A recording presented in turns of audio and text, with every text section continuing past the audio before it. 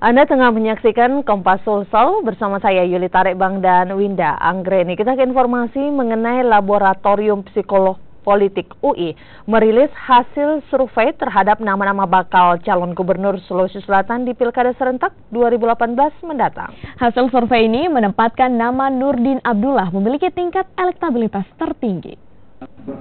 Survei ini melibatkan 196 responden yang merupakan akademisi dan tokoh masyarakat.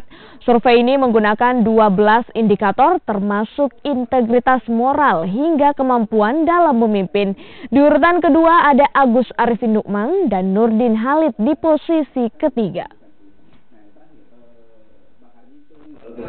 Para pakar cenderung mengunggulkan orang-orang yang sudah punya rekam jejak dan pengalaman di pemerintahan. Salah satunya Pak yang paling tinggi di sini adalah Pak Nurdin Abdullah.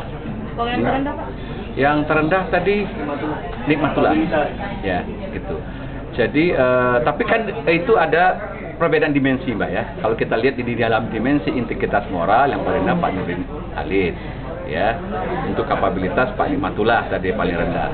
Jadi tapi kalau kita lihat secara overall skor, Pak Nurdin unggul di semua, Nurdin Abdullah ya, unggul di semua dimensi.